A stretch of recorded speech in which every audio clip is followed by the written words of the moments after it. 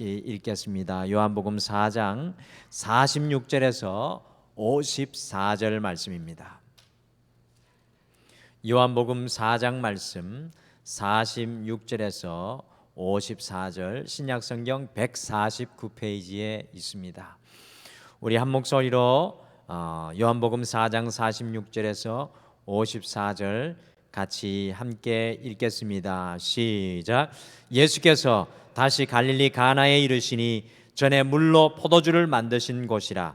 왕의 신하가 있어 그의 아들이 가버나움에서 병들었더니 그가 예수께서 유대로부터 갈릴리로 오셨다는 것을 듣고 가서 청하되 내려오셔서 내 아들의 병을 고쳐주소서 하니 그가 거의 죽게 되었습니다. 예수께서 이르시되 너희는 표적과 기사를 보지 못하면 도무지 믿지 아니하리라.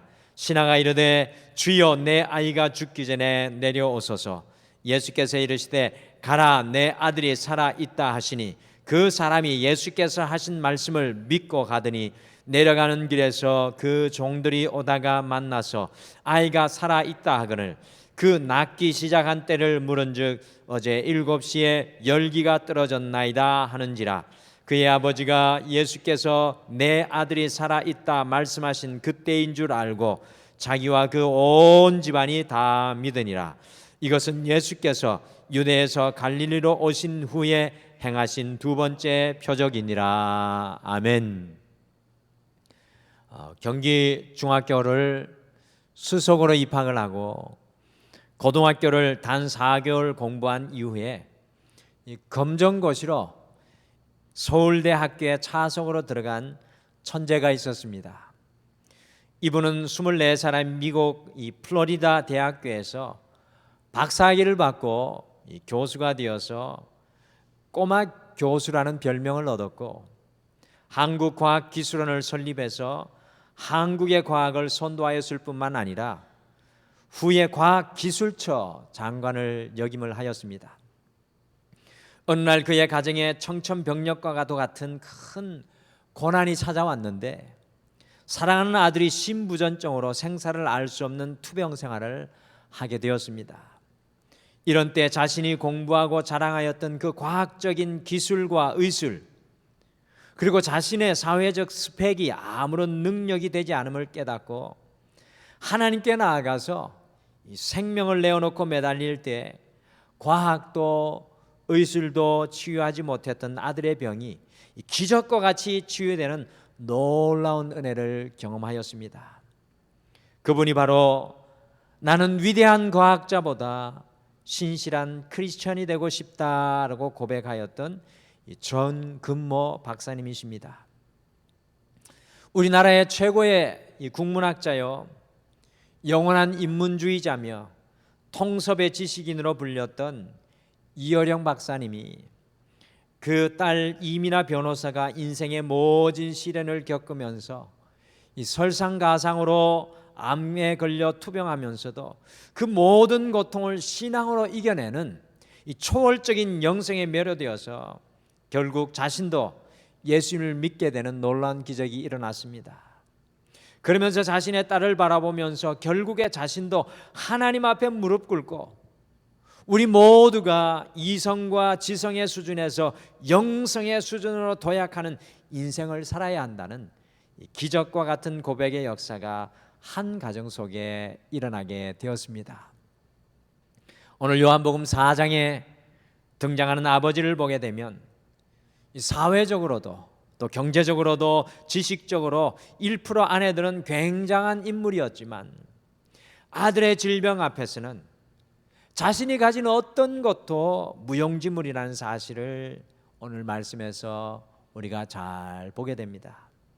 그런데 이 사람이 예수님 앞에 나아갈 때 이제껏 자기가 한 번도 경험하지 못했던 주님의 놀라운 기적을 그의 가정 속에서 경험하게 되는 역사가 일어나게 되었습니다. 오늘 5월의 가정의 달인 첫 번째 수요일, 공교롭게도 또 어린이날인 이날에 이 왕의 신하의 가정, 곧 가정 속에 하나님의 기적을 누렸던 그 가정을 우리가 함께 살펴보시면서 하나님의 놀라운 은혜의 기적이 가정 속에 어떻게 임할 수 있는지 성경이 말씀하시는 이 기적을 누리는 가정에 대해 우리가 가정의 달을 시작하면서 함께 살펴보겠습니다. 과연 기적을 누리는 가정은 어떤 가정일까요? 첫째, 기적을 누리는 가정은 주님 앞에 모든 것을 내려놓는 가정입니다. 요한복음 4장 46절 같이 읽어보실까요? 46절 말씀 같이 읽겠습니다. 시작. 예수께서 다시 갈릴리 가나에 이르시니 전에 물로 포도주를 만드신 곳이라. 왕의 신하가 있어 그의 아들이 가버나움에서 병들었더니. 이 46절 말씀을 보시면 왕의 신하라는 말이 나오는데, 이것을 성경 원어로 보시면 바실리코스라는 이 문자가 단어가 나오는데요. 이것은 바로 바실리코스라는 말은 작은 왕을 뜻하는 말이지만 이것의 숨은 뜻은 왕과 버금가는 신하라는 뜻입니다. 그러니 오늘 나오는 말씀 속에 한 가정의 가정은 상당히 높은 고위 관직, 어떻게 보면 왕과 견주어 비견할 수 있는 힘과 권력을 가진 그러한 사람이었습니다. 실제로 이 갈릴리 지역은 분봉왕이었던 헤롯 안티파스가 다스렸던 지역으로, 오늘 나오는 이 사람은 헤롯 안티파스 왕의 최측근인 이 고위 관직에 있었던 사람입니다. 그런데 이 사람이 한 가정의 가장으로 그 아들이 병이 들었을 때 하였던 행동이 특별히 47절에 아주 구체적으로 나오고 있습니다. 같이 요한복음 4장 47절도 우리가 같이 함께 읽겠습니다. 47절 같이 읽겠습니다. 시작. 그가 예수께서 유대로부터 갈릴리로 오셨다 하는 것을 듣고 가서 청하되 내려오셔서 내 아들의 병을 고쳐주소서 하니 그가 거의 죽게 되었음이라. 오늘 이 왕의 신하는 이 지역에서 왕과 같은 권세로 다스리는 사람이었습니다. 그러나 그의 아들이 거의 죽게 되었을 때 예수님께서 이 유대 지방에서 갈릴리로 가나로 오셨다는 소식을 듣고 갔다고 말씀하고 있습니다. 과연 가버나움에서 가나까지 거리가 얼마나 될까요? 우리 지도를 보시게 되면 갈릴리 지역의 가버나움에서 가나까지는 약 32km 거리로 말을 타고 가면 이틀 걸리고요, 걸어가면 4일 정도 걸리는 거리입니다. 제가 실제로 성지순례를 가보니까 이 가버나움에서 가나까지의 지형을 알게 됐습니다. 어떻게 되냐면 가버나움에서 가나까지는 이 산비탈로 올라가는 길입니다.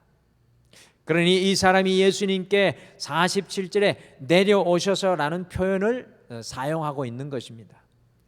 왕과 같은 사람이 이 32km의 거리를 말을 타고 달려 올라갑니다. 그리고 47절에 우리나라 번역으로 청하다라고 되어 있는데 NRSV라는 영어 성경에는 beg, 곧 마치 거지가 구걸하듯이 주님께 간곡히 청하고 있는 모습을 아주 잘 묘사해 주고 있습니다. 그리고 우리를 더욱 놀라게 하는 것은 49절 말씀해 보시면 왕과 같은 이 사람이 예수님께 귀리에 주님이시여 주님이시라고 부르짖고 있습니다. 자기가 이 지역을 다스리는 왕인데 예수님께 나의 왕이시여라고 고백하고 있습니다. 우리는 오늘 이 성경의 이 모습을 통해 무엇을 알 수 있습니까? 오늘 이 사람은 예수님께 모든 것을 내려놓았습니다. 주님 앞에 자신의 주의도 내려놓고 주님 앞에 자신의 가진 것도 능력도 다 내려놓았습니다. 심지어 자신의 죽어가는 그 아들도 예수님 앞에 내려놓았습니다. 그리할 때 놀라운 기적이 이 가정 속에 임하는 것을 우리가 발견하죠. 사랑하는 성도 여러분, 기억하십시오. 우리가 붙잡은 것을 놓지 않고서는, 우리가 붙잡고 있는 것을 놓지 않고서는 주님께서 붙잡게 하시는 것을 결코 잡을 수가 없습니다. 미국의 케네디 대통령은 백악관 집무실 책상에 다음과 같은 글을 목판으로 올려놓고 날마다 고백하고 했다고 합니다. Oh God, Thy sea is so great and my boat is so small. 오 하나님, 주님의 바다는 너무 넓고 제 배는 너무 작습니다. 이것은 모든 것을 주님 앞에 내려놓은 낮아짐을 날마다 고백하며 살았던 믿음의 사람의 증거입니다. 영국에는 괴짜 왕들이 종종 있었는데요, 그 중에 10세기 말의 왕이면서도 왕관을 쓰지 않았던 괴짜 임금이 한 명 있었습니다. 그 왕이 카누트 왕이라는 유명한 왕입니다. 그는 신하들이 자신을 너무 높이는 것이 싫어서 어느 날 자기의 왕자를 해변으로 옮기도록 하여서 밀물이 들어올 때 큰 소리로 외쳤습니다. 바다야 멈추어라. 이렇게 바다를 향해 여러 번 명령을 했지만 바닷물이 사정없이 밀고 들어와서 왕자의 절반까지 차올랐고요, 결국 파도에 밀린 왕은 왕자에서 떨어져 물에 빠지고 말았습니다. 그런 이후에 카누트 왕은 신하들에게 소리쳤습니다. 보았느냐? 나는 아무것도 아니다. 권능은 오직 하나님께만 있다. 너희가 의지할 이는 오직 하나님이시다. 그날부터 카누트 왕은 왕관을 십자가에 달리신 예수상에 걸어놓았다고 합니다. 오늘 이 가정 속에 기적이 많은 것은 바로 모든 것을 주님 앞에 내어놓은 한 가정의 아버지를 통해서였습니다. 같은 신앙생활을 하여도 같은 믿음의 길을 걸어갈지라도 우리 가정 속에 하나님의 능력을 체험하지 못하는 것은 우리가 잡고 있는 것, 우리가 의지하는 것을 주님께 내려놓지 못했기 때문입니다. 오늘 이 왕의 신하의 가정을 통해 성경은 가정의 달을 맞는 여러분과 저에게 메아리치고 있습니다. 주님 앞에 모든 것을 내려놓으십시오. 사랑하는 성도 여러분, 주님 앞에 이 가정의 달에 모든 것을 내려놓으시기를 간절히 축복합니다. 둘째, 기적을 누리는 가정은 더 많이 간구하는 가정입니다. 기적을 누리는 가정은 더 많이 간구하는 가정입니다. 요한복음 4장 47절을 세 번역으로 같이 화면으로 한번 읽어보실까요? 우리 47절 세 번역으로 같이 한번 읽겠습니다. 시작. 예수께 와서 제발 가버나움으로 내려오셔서 아들을 고쳐 주십시오 하고 애원하였다. 여기에 애원하였다라는 말은 헬라어로 에로타라는 말로 미완료 시제입니다. 그러니까 한 번 간청한 것이 아니라 이 왕의 신하가 예수님께서 응답하실 때까지 계속해서 간구한 것입니다. 이 왕의 신하는 간청하는 기도를 하였습니다. 어떤 사람이 고 빌리그레암 목사님께 성공의 비결이 무엇이냐고 물었습니다. 그때 목사님의 대답은 매우 간단하였습니다. 첫째, prayer, 기도. 둘째, more prayer, 많은 기도. 셋째, much more prayer, 더 많은 기도. 얼마나 멋있는 고백입니까? 예전에 구소련 시대의 소련의 지도자 피터 데네이카가 다음과 같은 책을 핍박과 환란 중에 편찬을 하였습니다. Much prayer, much power, 많은 기도, 많은 응답. 이 책을 통해서 피터 데네이카는 이 구소련 시대의 많은 핍박과 환란 속에서도 많은 기도가 많은 응답을 불러왔다고 고백하였습니다. 기도 분량이 곧 축복의 분량이고 기도 통장에 잔고가 쌓이는 만큼 응답의 축복 속에 살아가게 된다는 것을 우리에게 보여줍니다. 오늘 말씀 속에 한 가장이 누리게 되는 것은 가장이 모든 것을 내려놓고 기적을 누리게 되는 것은 한 가장이 모든 것을 내려놓고요 간구하고 또 간구함을 통해서였습니다. 제가 영국의 이 교회들이 500년 된 교회 건물, 400년 된 1000년 된 교회 건물들이 남아 있음에도 불구하고 교회당은 텅텅 비어 있는 것을 보면서 안타까워하게 되었는데요. 어느 날 그 교회당에 제가 들어가서 저를 깜짝 놀라게 하는 것을 보게 되었습니다. 그것이 무엇이냐 하면 거의 모든 오래된 영국 교회는요, 성도들이 앉는 의자 밑에 기도 방석이 비치되어 있습니다. 그러니까 우리처럼 이렇게 장의자가 아니라 이 하나하나씩 된 의자가 놓여 있는데 그 밑에 가만히 보면 기도 방석이 비치되어 있습니다. 이것은 원래 영국 교회들은 성도 각자가 자신의 의자 밑에 자신의 기도의 방석을 가지고 있었다라는 뜻인 것을 제가 알게 되었습니다. 그만큼 기도에 무릎을 꿇었던 전통을 가진 교회가 영국 교회라는 것입니다. 그들이 기도에 무릎을 꿇었을 때 영국의 놀라운 기적과 부흥의 역사들이 일어났습니다. 그런데 안타깝게도 그 기도의 반석에 지금은 먼지만 수북히 쌓여 있습니다. 사랑하는 성도 여러분, 우리 가정을 위해 눈물 흘리고 무릎 꿇어야 할 우리 가정의 기도의 방석에 혹시 영국 교회에 버려진 기도 방석과 같이 먼지만 쌓여 있지는 않습니까? 하나님은 오늘도 무릎 꿇는 자에게 은혜 주십니다. 부모가 무릎 꿇고 간구하는 만큼 기적이 따라붙는 가정이 되고요, 그 자녀들이 형통하게 되어 있습니다. 특히 가장이 무릎 꿇고 기도하는 만큼 가정이 하나님의 기적을 누리게 되어 있습니다. 여러분의 가정의 영적인 가장은 누구이십니까? 기억하시길 바랍니다. 우리가 하나님 앞에 무릎을 꿇는 만큼 세상 앞에 무릎 꿇지 않고 살아가게 됩니다. 우리가 하나님 앞에 무릎 꿇는 만큼 세상 앞에 무릎 꿇지 않고 살아가게 됩니다.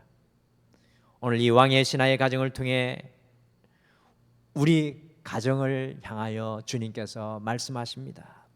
더 많이 간구하라. 마지막에 기적을 누리는 가정은 주님 한 분만으로 충분한 가정입니다. 주님 한 분만으로 충분한 가정. 주님 한 분만으로 충분할 수 있을까요? 같이 요한복음 4장 50절 말씀을 함께 읽겠습니다. 50절 말씀 같이 읽겠습니다. 시작. 예수께서 이르시되 가라, 내 아들이 살아있다 하시니 그 사람이 예수께서 하신 말씀을 믿고 가더니, 모든 것을 다 내려놓고 끊임없이 간구한 이 왕의 신하는 무려 32km의 비탈길을 달려 올라와 내 아들이 살아있다 하시는 그 예수님의 말씀을 믿고 다시 32km를 믿음으로 되돌아갔습니다.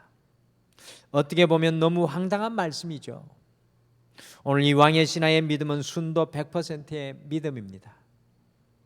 아버지의 이런 믿음을 통해 아들이 살아나는 기적이 일어나게 되었고, 53절 말씀에 보시면 더 나아가 온 집안이 다 예수님을 믿게 되는 놀라운 역사가 일어납니다.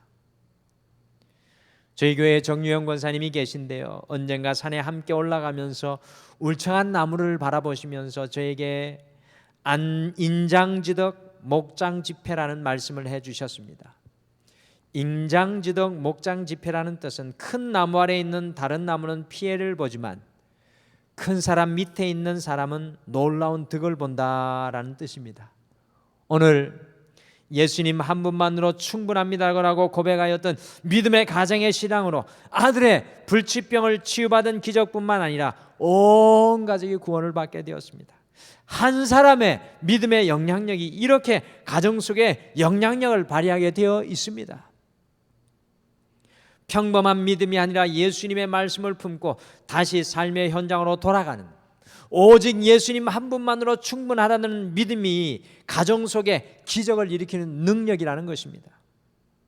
오늘 이 왕의 신하의 믿음은 마태복음 19장 26절에 사람으로는 할 수 없으나 하나님으로서는 다 하실 수 있다는 그 믿음입니다. 사람으로는 할 수 없으나 하나님으로는 다 하실 수 있습니다. 의심은 장애물을 보지만 믿음은 길을 봅니다. 우리의 의심은 장애물만 보지만 믿음은 주님의 길을 봅니다. 의심은 어두운 밤만 보지만 믿음은 환한 낯을 봅니다. 의심은 한 발자국 떼기를 두려워하지만 믿음은 하늘을 날아오릅니다. 의심은 누가 믿겠냐고 묻지만 믿음은 내가 믿습니다라고 대답합니다. 여러분의 가정 속에 누가 믿겠냐가 아니라 내가 믿습니다라고 고백할 수 있는 예수님 한 분만으로 충만한 여러분들 되시기를 간절히 축복합니다. 로렌 커닝햄은 주님 한 분만으로 충분합니다라는 믿음을 이렇게 정의합니다. 믿음이란 아무것도 없지만 필요한 것을 얻게 되리라고 믿는 것이다. 믿음이란 어떤 일이 일어나기 전에 그 일이 일어나리라고 믿는 것이다. 믿음은 자기 스스로 할 수 없는 문제라 할지라도 하나님은 하실 수 있음을 아는 것이다. 믿음으로 산다는 것은 하나님께서 행하실 기회를 드리는 것이다. 믿음은 하나님 말고 아무도 그 일을 할 수 없을 때 비로소 발휘되는 것이다. 그러므로 우리가 하나님을 믿고 있다면 문제의 크기도 돈의 액수도 어떤 상황도 문제가 되지 않는다. 따라서 믿음은 벼랑 끝에서도 당당히 살아가게 하는 것이다. 믿음은 벼랑 끝에서도 당당히 살아가게 하는 것이다. 오늘 왕의 신화를 통해 성경은 우리에게 오직 주님 한 분만으로 충분합니다고 믿음으로 고백하며 살아가라고 우리를 도전합니다. 과연 우리는 무엇을 바라보고 살아가고 계십니까? 우리에게 불편한 것, 부족한 것, 우리에게 채워져야 될 것이 너무나도 많게 보입니다. 그러나 주님을 바라보는 성령 충만한 주의 종들, 믿음 충만한 주의 종들은 주님 한 분만으로 충분합니다라고 고백합니다. 그때 우리의 의심은 물러가고 우리의 장애물이 떠나가고 우리를 막고 있던 삶의 길의 문들이 우리 앞에 활짝 열려지게 될 줄 믿습니다. 오늘 왕의 신화를 통해 우리 가정의 기적을 가져오는 세 가지 벤처 신앙을 배우게 됩니다. 성경은 우리 가정에 하나님의 기적을 누리기 위해서 세 가지 말씀으로 이 5월 달에 도전합니다. 주님 앞에 모든 것을 내려놓으십시오. 내가 붙잡은 것, 주님 앞에 내 손을 펴고 주님을 붙잡으십시오. 더욱 많이 간구하십시오. 우리 인생에 버려져 있는 기도의 방석, 먼지 쌓인 기도의 방석을 털어내시고 다시 여러분의 삶의 자리에 기도의 무릎을 꿇으십시오. 그리고 주님 한 분만으로 충분합니다. 내 자녀를 위해, 내 직장과 사업을 위해, 내 건강을 위해 주님 한 분만으로 충분합니다라고 선포할 수 있는 여러분과 제가 되기를 간절히 축복합니다. 우리 같이 오늘 말씀 생각하시면서 나 약해 있을 때에도 주님만이라는 찬양 우리가 함께 고백하시며 이 5월의 가정의 달, 내가 부모이든 내가 자녀이든 오늘 이 왕의 신화처럼 내가 믿음의 가장 되기를 소원합니다. 우리의 가정 속에 하나님의 기적을 불러오는 하나님의 사람 되기를 소원합니다. 주님만 바라봅니다. 우리 같이 찬양하겠습니다.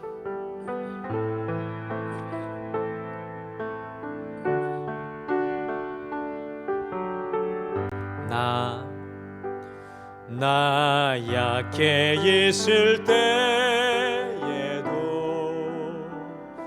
주님은 함께 계시고 나 소망 잃을 때에도 주님은 내게 오시네. 나 시험 당할 때에도 주님이 지켜주시고 나 실망 당할 때에도 주님이 위로하시네. 주님만이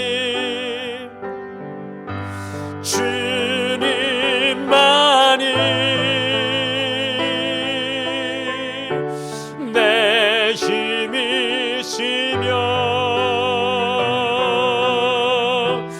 오 주님만이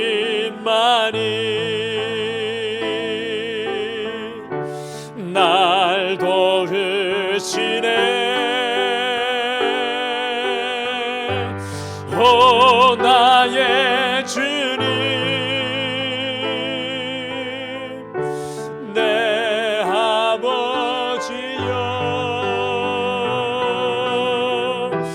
오 나의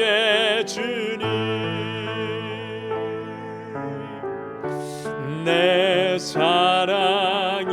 우리 다시 한번 고백하겠습니다. 나 약해 있을 때에도 주님은 함께 계시고, 나 소망 잃을 때에도 주님은 내게 오시네. 나 시험 당할 때에도 주님이 지켜주시고, 나 실망 당할 때에도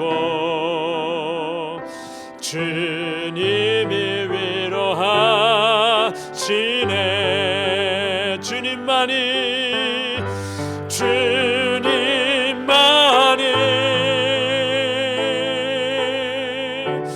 내 힘이시며,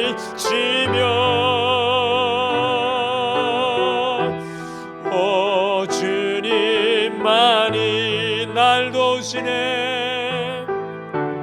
날 도우시네. 오 나의 주님, 내 아버지여.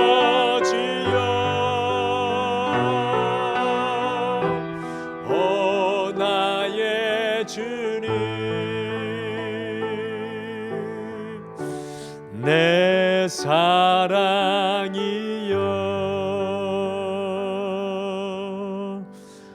오늘 이 시간 함께 잠깐 기도하기를 소원합니다.